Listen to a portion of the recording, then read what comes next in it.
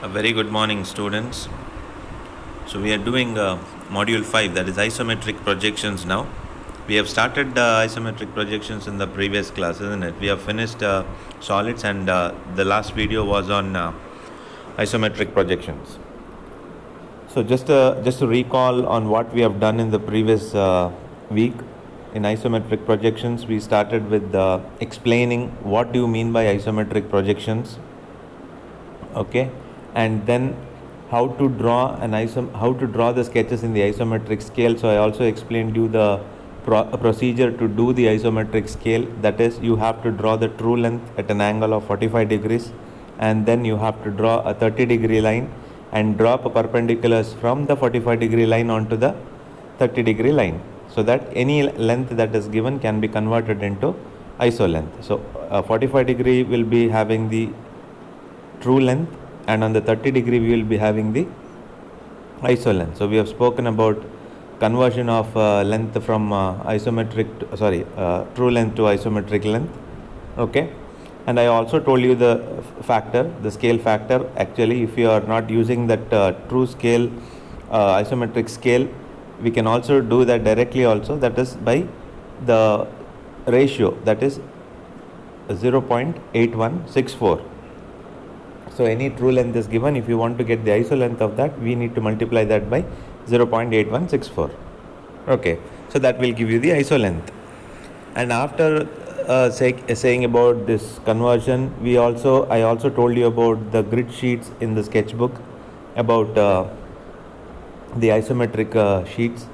So how to use that, and what is the importance of that. So how easy it is to draw it in the isometric sheet, because the sheets which are having are already in iso, the lengths are already converted into iso.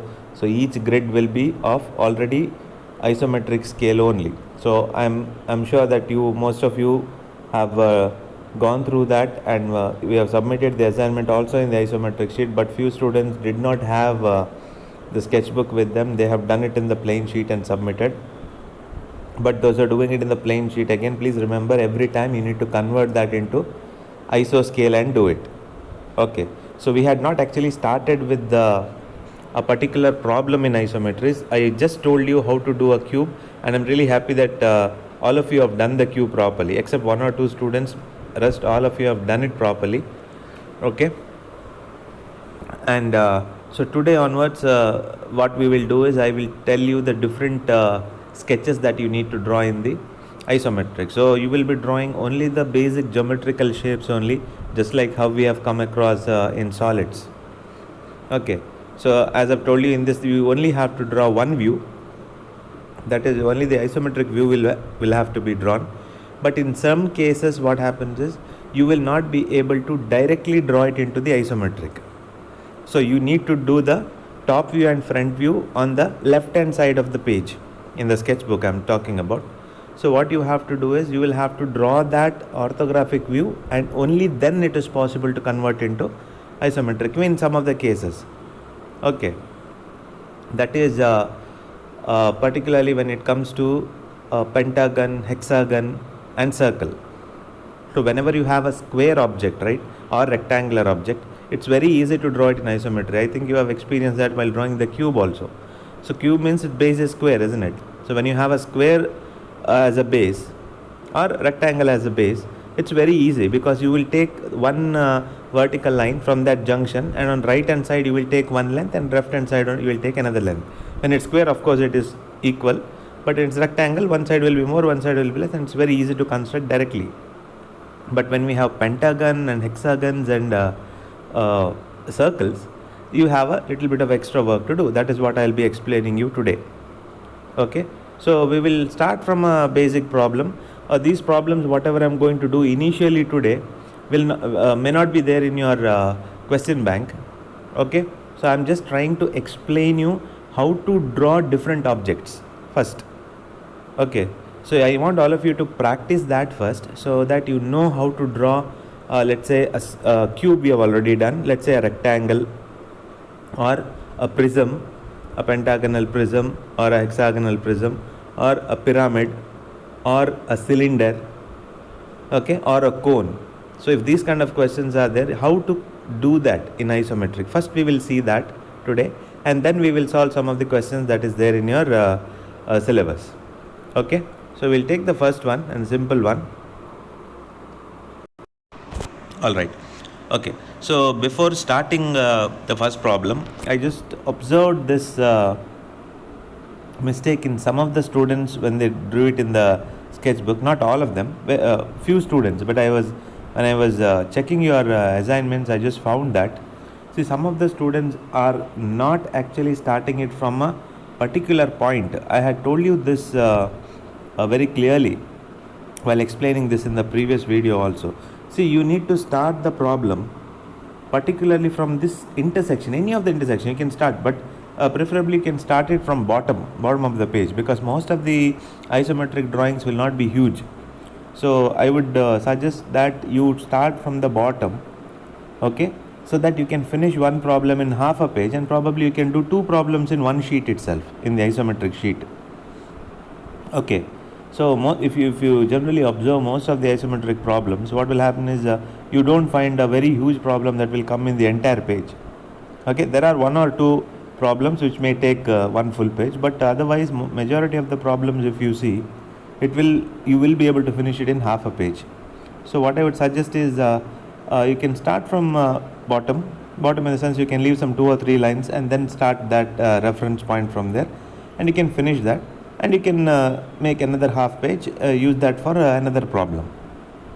Okay, anyways, what I wanted to say here is, when you start the particular problem, no, please make sure that you start it from an intersection point like this. See, anywhere, any of this, there are so many points. You start it from anywhere, but don't start it from the center, anywhere in between these two lines. Let it start from the intersection point only, so that it will be very easy for us to count. Okay, so if you start from here, it's easy. Say 10, 20, 30, 40, 50. So if you want to draw a line of ISO 50, directly you can draw. See, if you randomly select a middle point somewhere here, then it becomes difficult for you also, for you to take the height and all those things. So always start a reference or the first point from where you're taking this 30 degree and 30 degree, right? That should always start from the reference point. And many of them have done that, but very few students have seen that they have simply started from somewhere. Okay, so in that case, what will happen? You will find it difficulty to draw, because if you are starting it from some other point, then how will you get the height properly? How will you get the distances properly? If you take it from a particular point, you will get the exact distances, 10, 20, 30, 40, even the vertical distance, height also. That will also be 10, 20, 30, you can easily, you can take it. So please correct that, those who have not done it properly last time. Alright, okay. So let's take a first problem. This, as I mentioned you earlier also, this is not a problem which is there in the question bank. Okay, I am just trying to explain you how to draw different objects. Based on this knowledge, I want you people to do the problems from the question bank. Okay, because till now in still solids, what we were doing is I was just taking the problems from the question bank, and I was solving that problem, and then you were doing the same thing, right? So we don't know the question bank, whatever we have framed is for your understanding purpose. It doesn't mean that whatever questions will be there will come from the question bank only. Question bank we have prepared, isn't it? The final examination, any questions can be asked. So that's why, for your understanding, we have tried to cover up all types of problems in the question bank, and we are solving it. Okay, so it's not that only from those questions only you will get final exams, isn't it? So similarly here, what we are doing is, in case of isometry, question bank problems you will solve on your own. Alright, I will teach you how to draw the different shapes. How to draw, as I mentioned here, how to draw a rectangular object if it's a prism or something, or if it is a cylinder or a cone or a prism. So all these objects, how we are supposed to do, I will be telling you now in today's class, and I expect you students to do that isometric problems which are there in the question bank and show it. Okay, I hope that will be better, instead of me simply doing the whole problems and then you are just copying the same thing. So let me give you the basic idea of how to do it, and based on that you try to do the different problems which are there in the question bank. Alright, okay, so I'll just take the first one. Okay, the question is, draw the isometric projection of a rectangular prism which is having dimensions of 25 into 10 into 45. That means it's a rectangle in the base, it's a prism. So height of the prism is 45 mm and the base side is, one side is 25 and another side is 10 since it's a rectangle. So length is 25, width is 10 and height is 45. L into B into H, length into width into height. So when the question is given like this, you should be able to draw. Anyways, for this particular problem, there is no need to draw the orthographic view, that is top view and front view. But in the first problem, let us just see this top view and front view. So the top view will be like this, since it's a rectangle. In that, one side, that is length, I will take it as 25, width will be taken as 10, as I told you. Okay, so we'll do the namings, A, B, C, D and P, Q, R, S. And then the front view. So height is given, right? Height is 45. Okay, and this is the naming. A dash, D dash, B dash, C dash, Q dash, R dash and P dash, S dash. Okay, so I'm just repeating it. This is for your understanding. I am telling you this. So whenever you have an object like square and rectangle, even if you don't draw this view, whatever I'm showing now, orthographic view is okay. It is better if you do it. I'm not saying that you should not do it at all. If you do it, it is better. But what I'm trying to tell you is that even if you don't draw this, it is possible to draw the isometric view. Without drawing this also, directly you can draw the isometric view. There is no relation between this drawing and isometric drawing. Okay, but there are some cases, like as I mentioned, pentagon, hexagon and prism, pyramids and circles, where we have cylinders and cone, where it is mandatory for you to draw this. Okay, without drawing the orthographic view, it is impossible to draw the isometric view. In that case, you will have to draw it.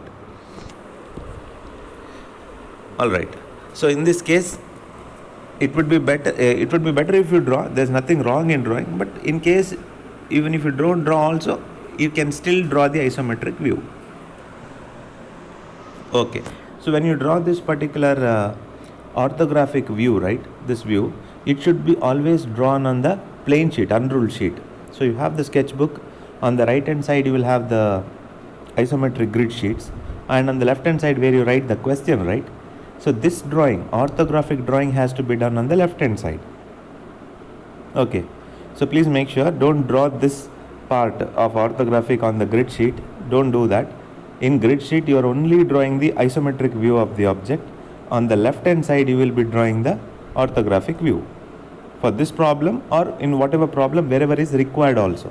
That should be done on the plain sheet. I'm repeating that, not on the grid sheet. Okay, so you will write the question on the left hand side. Let's say you have done this sketch. Now you will go to the isometric part, isometric grid sheets, and you will draw the isometric view. Okay, so to draw the isometric view, what I have told you, first you have to draw the 30-degree lines on either sides. Okay, very thin lines in the projection lines. You just draw a 30-degree line on both the sides. Okay, first take one reference. Okay, and then as I told you, you will draw two lines. So from this point, a thin line, projection line of 30 degrees, and this line at 30 degrees. Okay, so any line you can choose, as I told you, but it should be starting at that intersection point. So this particular point what I'm talking about, right? So this should be the intersection point on the grid sheet. And then from there, if you're taking a line, you did not measure that. That's obviously this line is 30 degree only in the grid sheet. Okay, so just draw one projection line. Just draw one more projection line on the other sides. Alright. Okay, so it will be 30 degrees and 30 degrees. And in case if you don't have the grid sheets, those are doing in the unruled sheet, you will have to measure 30 degrees and draw the line on either side, 30 degree and 30 degree, and projection line you have to draw. Okay. Next, what you have to do,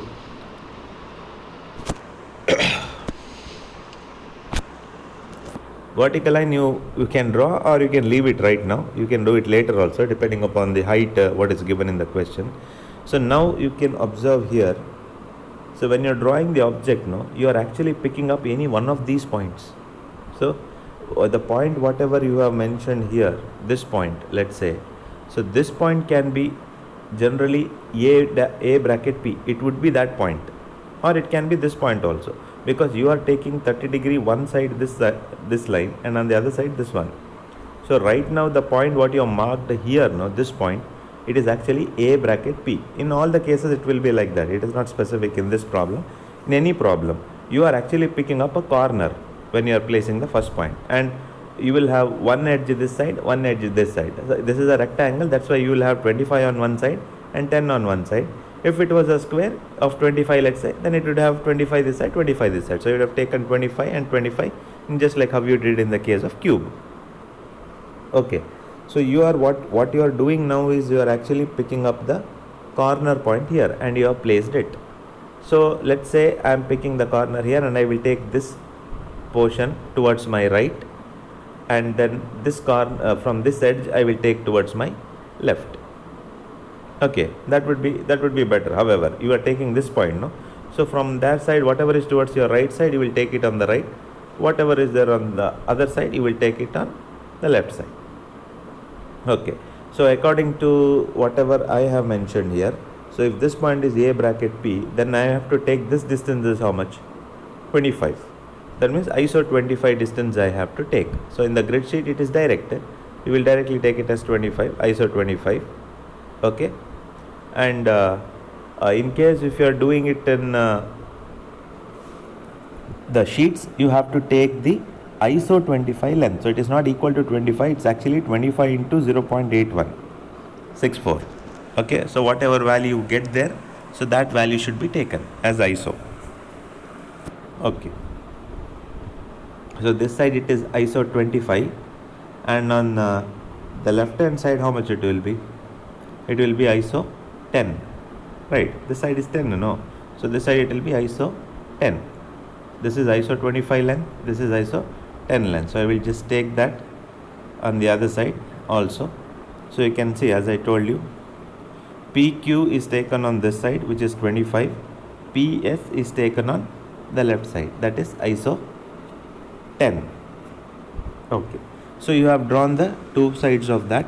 Next, what you have to do, you have to take the height here, that is P dash A dash, this length, that is ISO 45, right?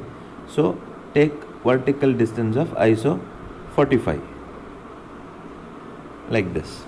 Okay, so you have to, this is your major task. Once you identify what side you have to take, then remaining things you are simply drawing and joining it, that's all.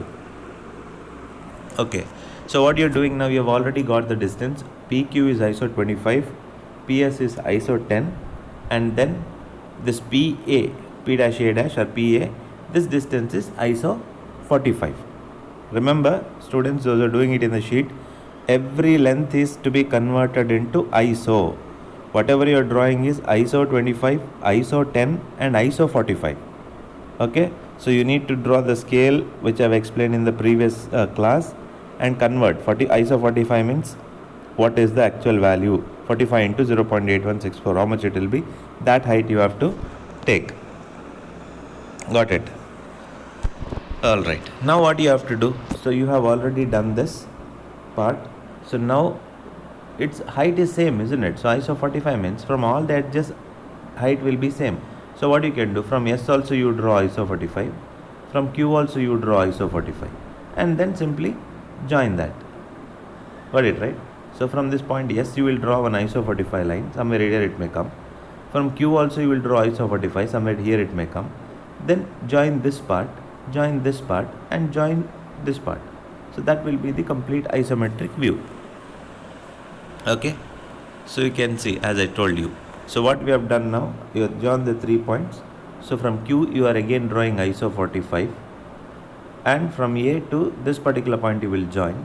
Similarly, from S you will draw ISO 45, you will join it from here.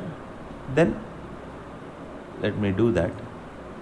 Okay, so from here also, S also you have drawn the ISO 45 length, and you will join it from A. So you can see we have completed two faces. Only the top face is required now. How to do that? Again, from D you will draw 25, right? This edge is 25, so the parallel edges has to be 25. So from D, ISO 25 here, and this is 10, isn't it? AD is 10 or PS is 10. So similarly from here, ISO 10.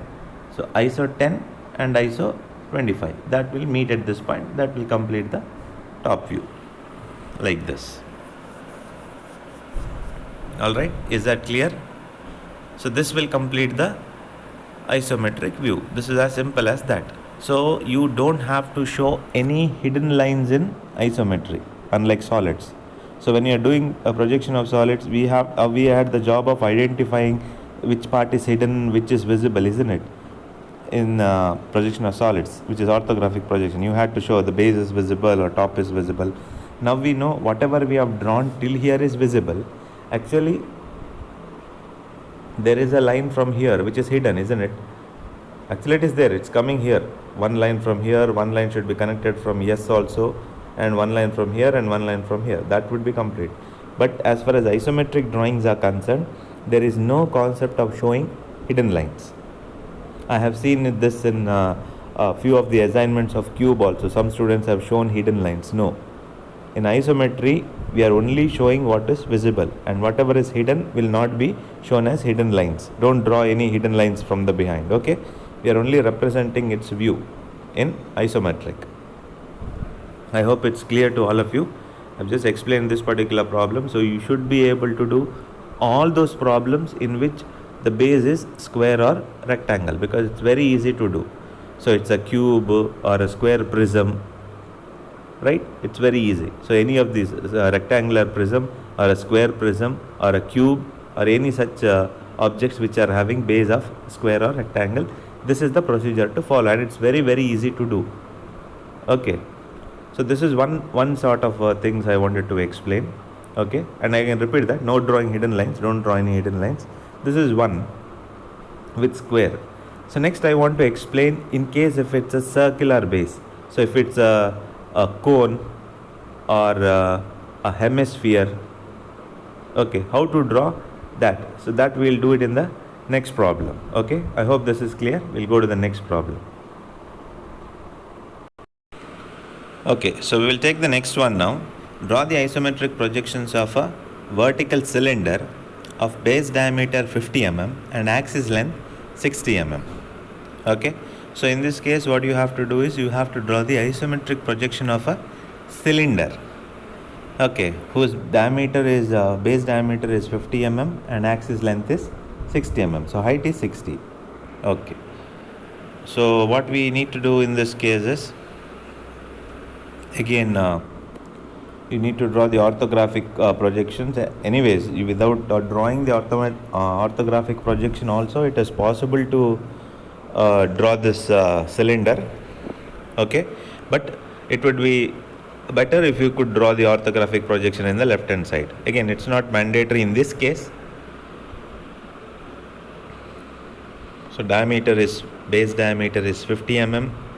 Okay, and then from the center it's given the axis is 60 mm, right? So height is 60 mm. So we will draw the cylinder. So this is how the cylinder will look like in orthographic projections, that is in the top view and front view. Okay, so this particular object has to be drawn in the isometric view now. Okay, so one more thing you need to remember: whenever you have circles involved, maybe it is in the case of cylinder or cone or sphere or a hemisphere, these four objects you get circle as the base, isn't it? So it can be cylinder, that is this one. It can be cone, so where the base is circle. Then it can be a sphere. Sphere means you know what is a sphere, right? So it's completely circular from any direction you see. In the 30, you incline it to 30 degrees or whatever angle, it's completely a circle.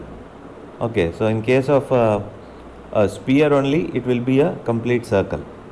Whereas in any other case, as I was telling you, whether it is in the case of cylinder or cone, when you tilt the object at an angle of 30 degrees, the circle will look like an ellipse, isn't it?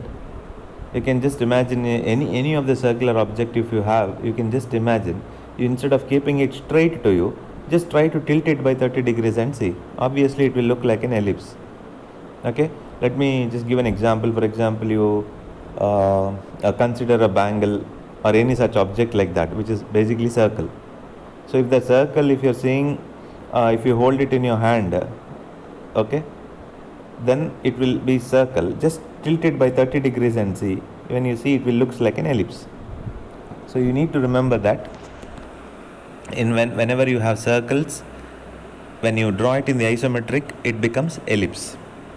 Okay, so you have to be you need to know how to draw this particular ellipse. Now that is what I'm going to tell you now in this particular case. Okay, so in any case, please don't draw circle in isometry.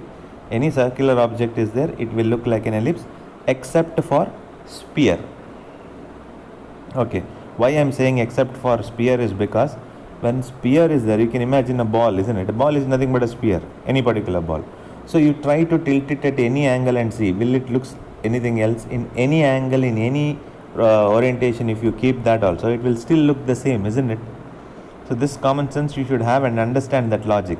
Okay, if you hold a ball in your hand and if you try to tilt it by 30 degrees or 40 degrees or any angle for that matter, it will still look the same, but it is not same in any other case. That's why I told you an example of a bangle. So if you have a bangle or any object like that, so if you hold it in one position only, hold it parallel to you only, it will look like a circle. But if you tilt it by any angle, the shape of that will look different. It will look like an ellipse, isn't it?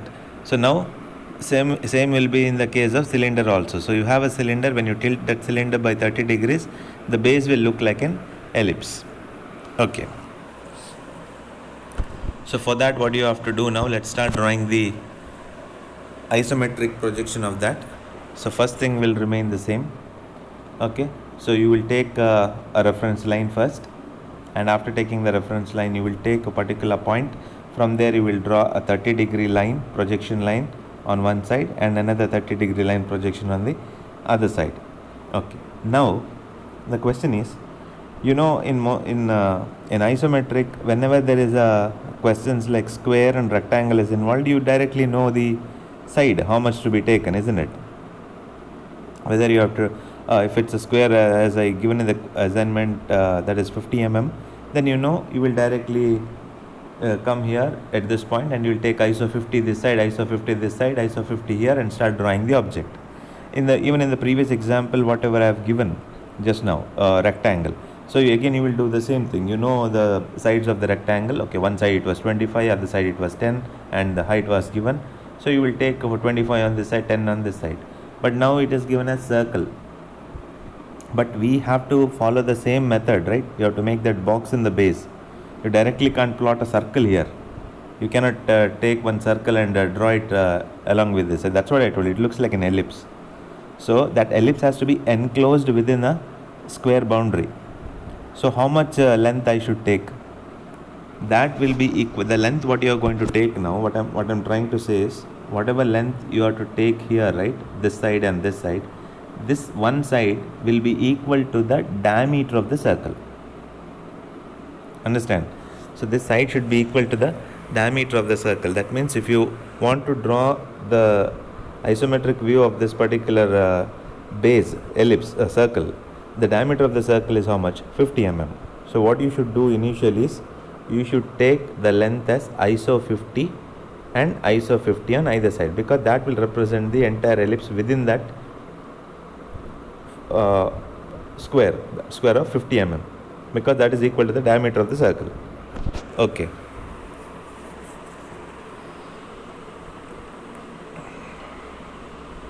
Alright, so that's exactly what I'm going to do now. So you can see this distance, whatever is being taken, right?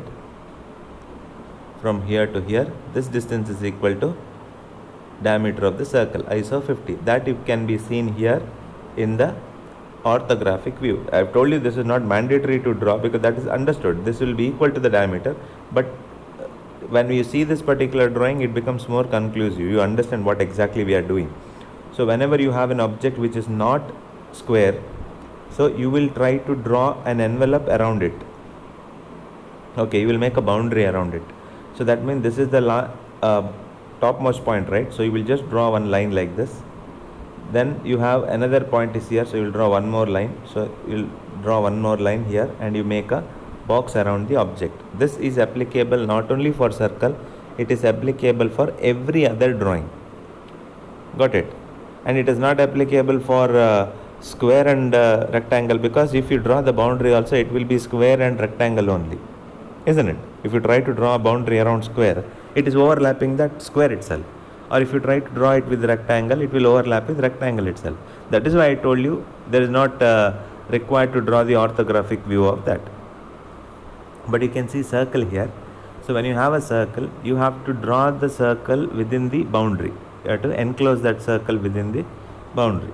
So what will be this dimension? This dimension will be equal to the diameter of the circle, isn't it? Obviously. So this side, it will also be equal to the diameter of the circle. So that is why I have told you, when you enclose this particular object, this length should be equal to the diameter of the circle. You are actually drawing this boundary now. This is what you are drawing. Got it? Whatever you have drawn here is nothing but this is square, 50 by 50. So ISO 50, ISO 50 you have drawn, ISO 50 from here, ISO 50 from here. Got it? So that is what you have to do.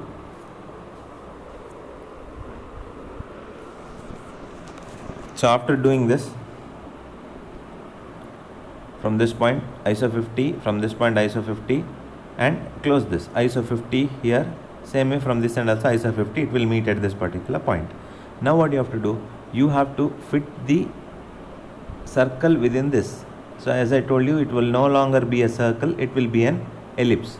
So how to draw this ellipse? Please listen to this very carefully. You will have to do this n number of times. There are many problems in isometry which involves this ellipse. So see how to draw this. Okay, so you can see here, right, the lines which have come here. So I will explain that how these lines have come. Okay, so let me just go back and explain.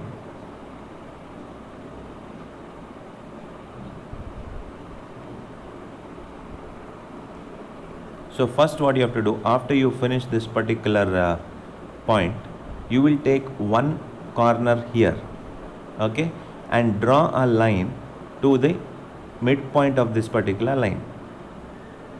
Listen carefully.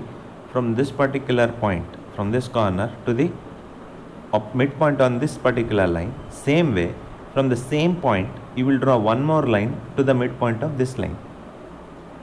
Okay, I hope it's clear. You will draw one line to the midpoint, exactly to the midpoint of this line. Same way, from here you will draw one more line which is midpoint of this line, that is ISO 25 and ISO 25 on either sides. Got it? Now do the exact thing on the opposite side. So what you will do now, you will take this particular point and draw a line to this midpoint, and from the same point you will draw a line to this midpoint. So please listen to this carefully and do it. Okay, so when you're practicing in your book also, you have to be careful, because only once if you listen, you may don't know which line where to draw. So from this point to this midpoint, from this point to this midpoint, two lines should come from this particular corner. Same way from the opposite corner to this midpoint as well as to this midpoint. Got it? So this is how you are supposed to draw. I hope it's clear now, right? So I'll just repeat that one more time. You have the point here, one line should be drawn to this corner, one line should be drawn to this corner. Same thing has to be done on the other side also, from here to here and from here to here. Okay, fine. And another thing, when you draw these things, these are all construction lines, so draw it very, very light, because otherwise your drawing is going to look very ugly if you make these lines darker. So whatever I have explained till now, drawing the box, drawing these lines, everything, they are all projection lines. Very, very thin lines it should be. Got it? Because the object what you are drawing, you are yet to start. You are drawing an ellipse here. Got it? So you are actually drawing an ellipse which you have not yet started. So all this part drawing, whatever you have done, is all part of the construction. So please don't make this dark. If you make these lines thicker, no, in your drawing only these lines will be highlighted and it looks very bad. The drawing looks very bad. So I want you to draw it as light as possible. Okay, now listen carefully. We have done this much part. Okay, now you have to draw the ellipse here. Now how to draw the ellipse? I want all of you to please concentrate on this. Okay, how to draw the ellipse? Take your compass, keep the compass at this corner. Okay, keep your compass at this corner. Take this line as the radius. Okay, please listen. Take this line as the radius and draw an arc till here. It will exactly come and touch this particular point. So you will get an arc from here to here. Got it? I'll repeat that. You take your compass, keep it at this corner, take this distance as the radius in the compass, and from this line you start drawing an arc till it touches only this point, top point only. Okay, and stop it. Don't continue that. You have to only draw arc from this point to this point. Alright, done. Next, what you have to do, you have to take this corner, okay, opposite corner, same way, mirror whatever you have done here, same mirror image. Take this point as the radius, okay, and then draw one more arc till it touches this point. So wherever you have drawn the two lines, right, initially, so you have to connect those two lines. So one arc will come here, one more arc will come here. Got it? Alright. So you will get one arc here, one arc here. Then stop. That's not over. So part of the ellipse on the top, part of the ellipse on the bottom is over, right? You have to complete the ellipse. For that, what you have to do is, again take your compass, keep it at this intersection point. You can see when we draw these lines, these two lines and these two lines will intersect at one point here and one point here, right?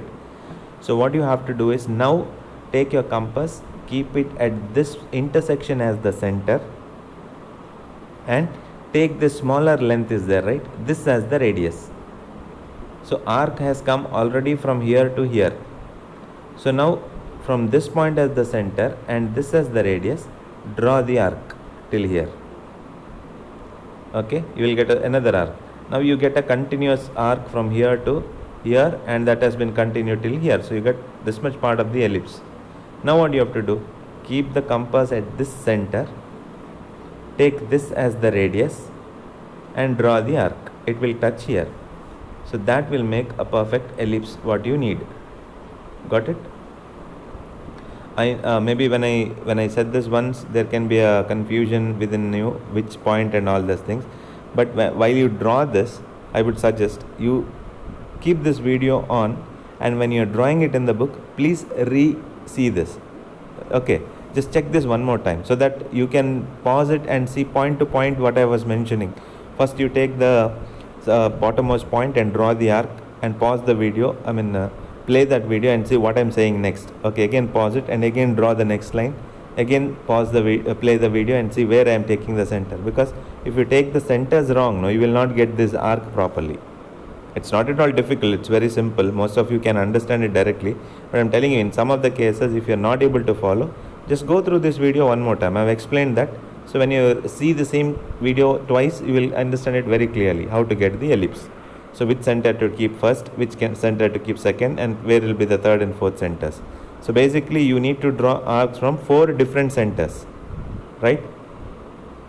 So this will be one center, this will be the second center, this intersection will be the third center, and this intersection will be the fourth center. So you basically have 4 centers from where you are drawing arcs. So 4 arcs should be there, and all the 4 arcs finally will make a ellipse. Okay, is that clear? Alright, so let's see what will happen now. If I have drawn the ellipse like that, this is exactly what you're going to get. So this becomes the base of the cylinder. So this is how you get. So all these points are got how? So you are taking this as a center, and as I told you, you are drawing this till here, first part from this point to this point here. Then you will take this as the center and this as the radius. Then you will draw this arc. Then you will take this as the center, this as the radius, and you will draw this arc till here. And then you will take this as the center, this as the radius, and you will draw the final arc. Now you get the required shape. This is the ellipse that is needed. So circle, whenever you draw in isometry, will look like an ellipse. Alright? Okay. So this is only about the base I have taken. Only about the base I have been spoken about. So next I have to get the cylinder, right? So how to get the cylinder? So the same thing should be produced upwards. So you have to find the axis. So how to find the axis? You will draw a line from any two corners. Okay. So the midpoint of that will be the axis here. So we have taken so I have drawn a line here like this from the center. If you want, you can draw one more line also. Wherever it will intersect will be the center, or you can directly take the midpoint of this line as the center. Or if you want to avoid confusion, draw one more opposite corner line from this corner till here. Wherever it will intersect, that point will be the center. Okay.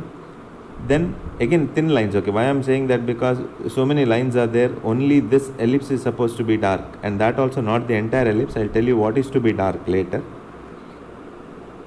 So now you find the center, and then height, you have to see what is the height of the cylinder. The height of the cylinder is 60 mm. So you have to take that distance from the center. Alright, so you can see this height, whatever is represented by axis, no, that distance taken from the center is 60. Okay, so that is 60 mm. So that is where the top face will come. So you have to again reproduce the same procedure, whatever I have told you, right? The same thing you have to reproduce on the top. Whatever you did in the base, same thing should be done again in the top. Absolutely same. Okay, so again you will draw the lines like that on the top surface, and then again you will draw the ellipse. Okay, it's just a repeat procedure we did in the base. Again we are doing it in the top. Anyways, when you are doing it in the software, there is no need to do it twice, because you can do it once and you can always copy it to the top. Okay, so anyways, now we are not using software, you are doing it in the book, so I'm just explaining this part. When you're doing the book, obviously you'll have to do it twice, but I'm just telling you that in software it becomes still more easier, because you will draw the base, you can copy the base and paste it on the top. Okay, so you will repeat the same procedure on the top, and then you will draw two lines from the top. It should be tangent. Okay, not drawing any other lines here. While you're drawing the lines, you have to be careful. You will draw, this portion is visible anyways, the top portion is completely visible, and you will drop a line from there to the bottom.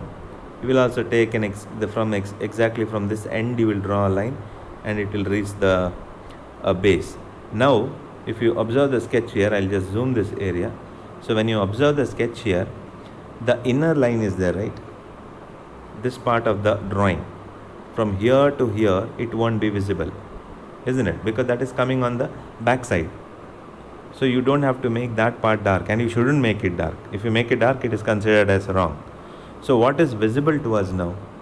The portion whatever is coming from this line in the front portion, only this much portion is visible. The inner portion is to be either kept very, very light, or it can be erased. But I would suggest you to keep that. But the outer lines, whatever is done in the black, right? So that has to be dark. And whatever is in the blue should be light. That is the difference that is shown here. In black, whatever you are doing is visible line, so make it thick. And whatever is in the blue should be very, very, very light. Okay. So what should be made darker here now? So from here, this portion of the arc of the ellipse should be made darker from here to here. Other thing should be light. Okay. So can you see that? So this is your isometric projection of a cylinder. So this is how a cylinder will look in isometric view. So please make sure that inner part of the ellipse on the base should not be made darker, it should be kept light, and from the axis you have to draw the distance. Okay, so this is about drawing the cylinder. Alright, so we will take the next problem, that is draw an isometric projection of a hemisphere of 50 mm diameter. So first of all, you should know what do you mean by a hemisphere, right? What is a hemisphere? A hemisphere is a cut section of a sphere. So first of all, what is a sphere? Sphere means it's a ball or a globe. So usually we call a ball as a sphere. So from any angle, in any direction, if you see, it will look like the same, right? So a hemisphere means if a sphere is exactly cut into two halves, we call one part of that is as hemisphere, right? So in case of a sphere, as I was telling you earlier, so when the question is asked on a sphere, right, you will take the actual radius only, because in all the other cases I was telling you, you have to take the ISO values, isn't it? So you have to take the ISO length, whatever length, width, thickness, anything that is there, you have to take the ISO value of that. But when it comes to sphere, no, if the question is asked on draw a sphere of say diameter 50 mm, then you will not take ISO 50 as the radius, you will take actual 50 as the radius. Okay, why? Because I have told you, right, any object for that matter, if you incline it by 30 degrees or any angle, the length of that will be shortened, whether it's a cube or prism or any surfaces which is not sphere. So that is why we take the corresponding decrease in length. We take the ratio as 0.8164 and we draw the sketches in the case of isometry. But when it comes to sphere, no, if you tilt the ball by 30 degrees or 60 degrees or 90 degrees or whatever angle you want, it will look the same, right? The shape of that will not change like other objects. So sphere is an exception in the case of isometry, because in any direction if you tilt that also, it will look the same. So whenever a sphere is involved in any of the problems, you have to take actual radius for sphere. There is no ISO radius taking for the sphere. Got it? Okay, so that's about sphere. But here we have a hemisphere, not a sphere. So when a hemisphere means the top portion will look a circle, right? Half portion. You can imagine a ball that has been cut into two halves. So you can imagine half ball is there in your hand. How will it look? So on the top portion you have a circle, and then you have remaining portion of the sphere, right? I think maybe a beautiful example I can give is a watermelon for you to understand it much better. So a watermelon is cut into two halves, then what you have is a hemisphere. Okay, so now you have an idea. On the top surface it will be a circle, and then you have the base. So in that case, how will you draw its isometric? So the top portion, which is actually a circle, will look like an ellipse. So you have to draw that ellipse first, and then you have to take the remaining portion of the sphere. So we will just draw its orthographic view. So first you have to draw the circle of diameter 50 mm that is given in the question, and name it ABCD, and then you have to draw its front view, right? So front view will be like this because it's half cut. So what should be the dimension of this one, this height? If the total is sphere, then it would look like this. Now it is cut into half, right? So total would be the diameter, so this distance will be the radius. So height will be 25 mm, right? Circle is of 50 mm and its hemisphere half cut, so the height will be equal to 25 mm. Okay, now we have to draw its isometric projection. So as usual, you will start drawing with the reference line, and then a very thin projection lines on 30 degrees on both the sides. Okay, 30 degree and 30 degree on that side. Now you have to get the envelope first, the boundary first. So you already know that, I have explained this. So this envelope of the circle, whatever is drawn, what should be the dimension of this envelope? It should be 50 and 50, obviously, because the diameter of the circle is 50 mm. So what you have to do is, you have to complete the box, and the dimension of that is ISO 50. Okay, so here this distance here will be ISO 50, this distance will be ISO 50, from here to here it is ISO 50, from here to here it is ISO 50. Okay, now this is the base part of that, isn't it? We have to draw the ellipse on the top because it is at a height of 25 mm up. Now we are drawn this part, base only, but the ellipse has to be seen above, right? So what you have to do, we have to draw the same box at a height of 25 mm upwards. So what I will do now, I will take 25, 25, 25, 25 on all the four corners, ISO 25 again. I will take ISO 25, ISO 25, ISO 25 and ISO 25 from all the four corners, and then complete the box on the top. Okay, so this is the top face now. So we have created the base, and then we are coming to the top face of the hemisphere. So in the top face is what we see the circle, isn't it? So now we have to draw the view of that circle. That means we have to draw the ellipse. Okay, so to draw the ellipse I have already explained how to do it, but I'll just repeat it one more time. So what is to be done? So we will take this corner and we have to draw a line to the opposite midpoint. From the same corner I will draw one more line to the opposite midpoint. Okay, and then from this point I will draw a line to the opposite midpoint, and from the same corner I will draw a line to the opposite midpoint. Okay, so that I get those centers to draw the arcs. Okay, so this is how I will get it. And after this, what is that I am supposed to do? So I have to draw the arcs from all the four centers. We have identified all the four centers, 1, 2, 3 and 4. So first I will take from here. So this is the center point. I will take this point as the radius and I will draw the arc till here only, 1/4 of that. Next, what will I do? I will keep my compass here in this center and I will take this smaller distance as the radius and I will draw arc till here. That is over. Then what will I do? I will take the compass here, take this distance as the radius and I will draw the arc till here. Okay, and then finally I will keep the compass in here as the center and this as the radius. I will draw the arc here, so that I get the complete ellipse on the top. Okay, so then I will get ellipse like this, and why it is drawn in black is because the whole ellipse will be visible, unlike the previous case we knew it will come on the base, right? So later on we need to decide whether it was visible or not, but in this case I already know that there is nothing on top of this, and this itself is the top, so complete ellipse will be visible. Okay, now it is important to know how to draw the remaining part of the sphere. The base is there, right? So what we have to do now?